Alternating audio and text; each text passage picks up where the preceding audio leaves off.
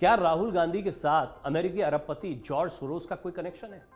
George funded NGO के VP Bharat जोड़ो यात्रा में शामिल हुए थे, यह भी एक सवाल है। दरअसल कांग्रेस की भारत जोड़ो यात्रा की एक तस्वीर सामने आई है जिसे बीजेपी राहुल गांधी और जॉर्ज सोरोस के बीच कनेक्शन के तौर पर बता रही है। जॉर्ज सोरोस कौन हैं, क्यों चर्चा में आ गए हैं, बीजेपी कांग्रेस क्यों आमने सामने है, इसको लेकर ये सारी बातें हम आपको डिटेल में बताएंगे। लेकिन राहुल गांधी से कनेक्शन जुड़ना ये क्यों महत्वपूर्ण है या इसको बीजेपी क्यों बड़ा मुद्दा बना रही है, ये पहले जानिए। ये तस्वीर अब सोशल मीडिया पर खूब वायरल हो रही है, जिस पर जमकर राजनीति भी हो रही है। जॉर्ज सोरोस को लेकर कांग्रेस और बीजेपी फिर से आमने सामने हैं। ऐसे में आइए सबसे पहले आपको बता दें आखिर पूरा विवाद क्या है और क्यों यह विवाद अब लगातार सुर्खियां बन रहा है। अमेरिकी अरबपति हैं जॉर्ज सोरोस। अदानी हिंडनबर्ग मुद्दे पर पीएम नरेंद्र मोदी के खिलाफ अपनी टिप्पणी के बाद वो भारत में चर्चा में आ गए। मोदी सरकार के मंत्रियों ने सोरोस की भारतीय लोकतंत्र को लेकर की गई टिप्पणी पर नाराजगी जाहिर की। वहीं विपक्ष ने भी सोरोस पर निशाना साधा। कांग्रेस ने भी ये कहा है कि जॉर्ज के बयान को ठीक नहीं माना है कांग्रेस ने और इसकी निंदा की है। कांग्रेस ने एक बयान जारी करते हुए बकायदा कहा कि जॉर्ज हमारे देश के चुनावी नतीजे तय नहीं कर सकते हैं। इस बीच अपने सीधे और स्पष्ट तर्कों से भारत की विदेश नीति का परिदृश्य रखने वाले विदेश मंत्री एस जयशंकर ने सोरोस के बयान को लेकर टिप्पणी की है। आइए सबसे पहले आपको बताते हैं जॉर्ज सोरोस ने मोदी सरकार को लेकर क्या कुछ कहा था। दरअसल अरबपति निवेशक जॉर्ज सोरोस ने मोदी सरकार पर हमला बोलते हुए उद्योगपति गौतम अदानी के साथ प्रधानमंत्री नरेंद्र मोदी की नजदीकियों पर सवाल उठाए थे। सोरोस ने कहा था कि इस घटनाक्रम से भारत के नियामकीय ढांचे पर भी सवाल खड़े होते हैं। उन्होंने कहा कि इस मामले में सरकार कमजोर हुई है और इससे भारत में लोकतंत्र का पुनरुद्धार हो सकता है। इसके साथ ही सोरोस ने कहा कि इस मामले में मोदी खामोश हैं, पर उन्हें विदेशी निवेशकों को और संसद में सवालों का जवाब देना होगा। अरबपति निवेशक जॉर्ज सोरोस का कहना है कि गौतम अदानी के कारोबारी साम्राज्य में मची उथल पुथल से शेयर बाजार में बिकवाली आई है और इससे निवेश के अवसर के रूप में भारत में विश्वास हिला है। यह देश में लोकतांत्रिक पुनरुद्धार के दरवाजे खोल सकता है। जॉर्ज सोरोस इससे पहले भी इस तरह के बयान देते रहे हैं, वो इसमें चर्चा में बने रहते हैं। सुन इसलिए जाता है क्योंकि अरबपति हैं, बड़े आदमी हैं, तो उनके बयान चर्चा में आ जाते हैं।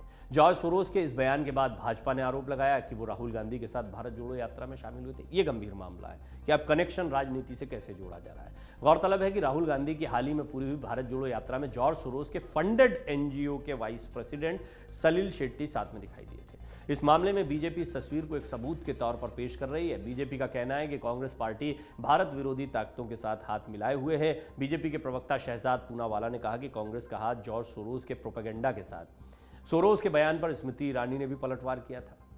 जॉर्ज सोरोस के बयान पर पलटवार करते हुए केंद्रीय मंत्री स्मृति ईरानी ने कहा कि एक विदेशी ताकत जिसके केंद्र में जॉर्ज सोरोस हैं, उन्होंने ऐलान किया है कि वो भारत के लोकतांत्रिक ढांचे पर वार करेंगे। उन्होंने ऐलान किया कि वो पीएम मोदी को अपने वार का मुख्य बिंदु बनाएंगे। उन्होंने ऐलान किया कि वो हिंदुस्तान में अपनी विदेशी ताकत के अंतर्गत एक ऐसी व्यवस्था बनाएंगे जो हिंदुस्तान के हितों का नहीं, उनके हितों की रक्षा करेंगे। इसका मुंह तोड़ जवाब हर भारतीय को देना चाहिए। उन्होंने आगे कहा कि भारत की संघीय सरकार पर मोदी की मजबूत पकड़ को काफ़ी कमज़ोर करेगा और बहुत ज़रूरी संस्थागत सुधारों को आगे बढ़ाने के लिए दरवाजे खोलेगा। उन्होंने कहा मैं गलत हो सकता हूं, लेकिन मैं भारत में लोकतांत्रिक पुनरुद्धार की उम्मीद करता हूं। तो आइए अब हम आपको बताते हैं सोरोस पर क्या बोले हैं विदेश मंत्री जयशंकर।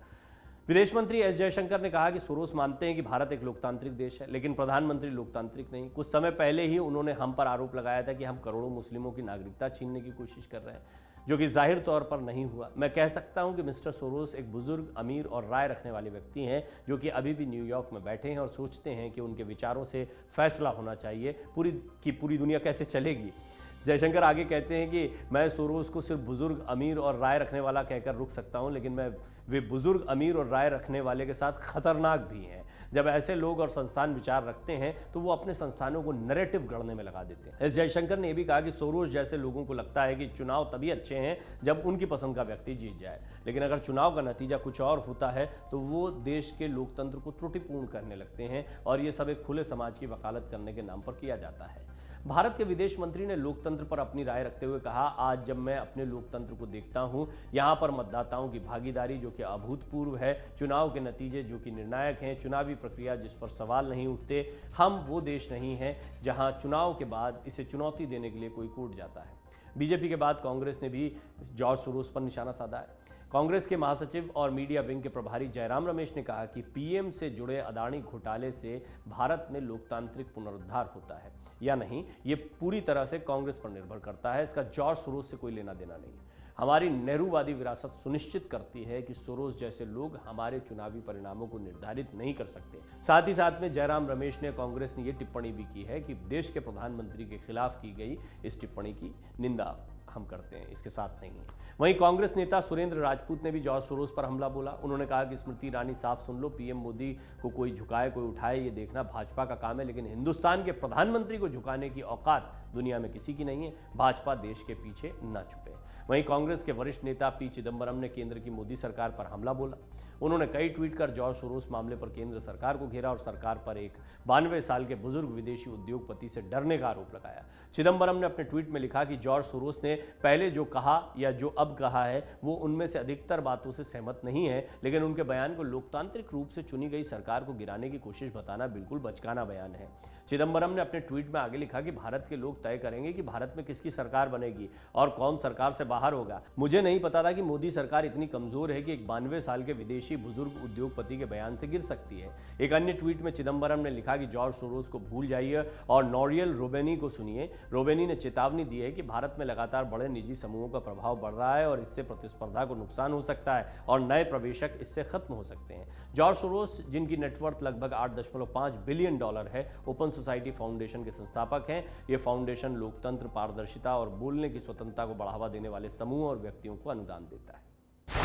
डाउनलोड करें अमर उजाला ऐप और पाएं खबरें लगातार।